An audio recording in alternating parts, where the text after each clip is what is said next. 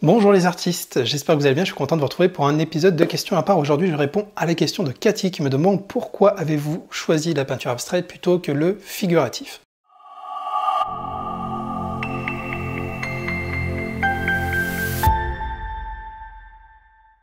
Bonjour Cathy, bonjour à tous.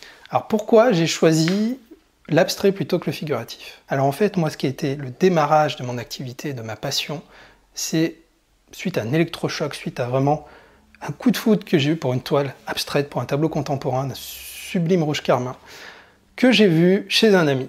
Avant ça, je détestais l'abstrait, c'est quelque chose qui me faisait rire, j'ai envie de dire tout simplement que c'est quelque chose qui ne me parlait pas ou que je ne comprenais pas, ou plutôt qui ne me parlait pas. C'est-à-dire que je ne vibrais pas en voyant des tableaux, et à la vision de ce tableau, j'ai eu besoin de commencer, j'ai eu besoin de m'exprimer, je ne sais pas pourquoi, c'était plus fort que moi. Pourtant, je n'avais vraiment aucune compétence dans la peinture, même en art plastique, à l'école, j'étais quelqu'un mais de très mauvais. Et j'ai tout simplement compris qu'en fait, ce qui me parlait le plus, c'était l'abstrait, l'abstraction.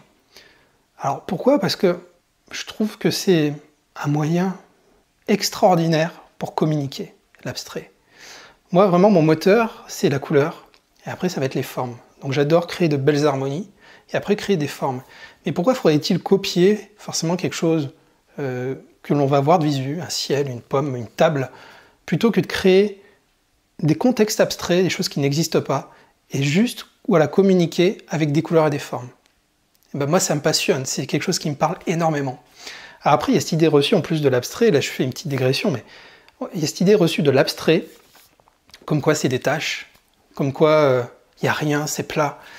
Et en fait, j'ai envie de dire à ces derniers, peut-être d'aller voir de ce que nous faisons tous, nous, artistes peintres abstraits.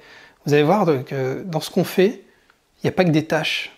On cherche à créer de l'émotion.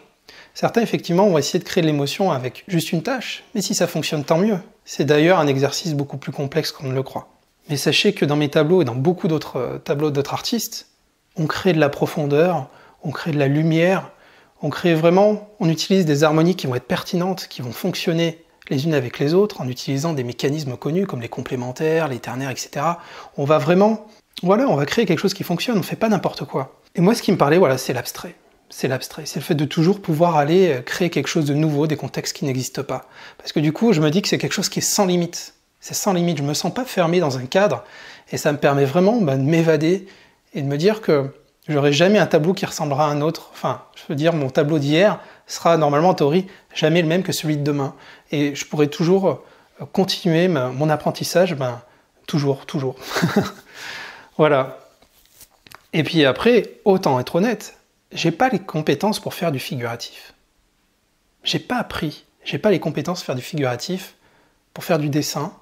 C'est quelque chose que je serais incapable de faire. J'ai fait quelques essais, des choses un peu maladroites, mais voilà, c'est pas moi et j'ai pas vraiment appris finalement. Donc ce qui me parle, c'est l'abstrait, et pour l'instant, en 2018, j'en suis là, peut-être qu'un jour ça évoluera.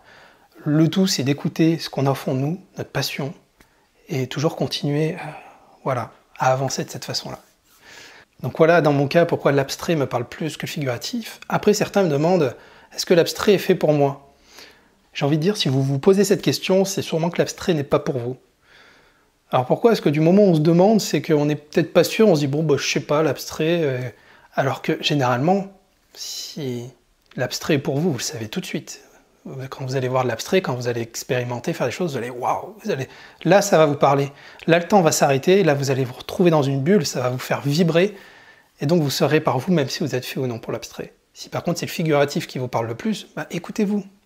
Finalement, des fois il y a beaucoup de questions auxquelles vous avez déjà toutes les réponses, mais par manque de confiance, par manque de recul, parfois vous n'allez pas assez vous écouter. Il y a un travail d'introspection qui est très important à faire pour tout ça.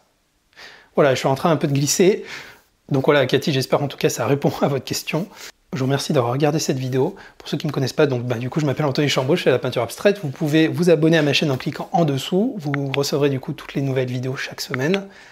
Vous pouvez aussi télécharger le guide du matériel que j'ai réalisé pour la peinture abstraite. C'est le guide du matériel que j'utilise pour ma pratique de la peinture acrylique. C'est totalement gratuit, c'est un fichier à télécharger, je vous mets le lien ici. Voilà, en tout cas, je vous dis à très bientôt pour une prochaine vidéo.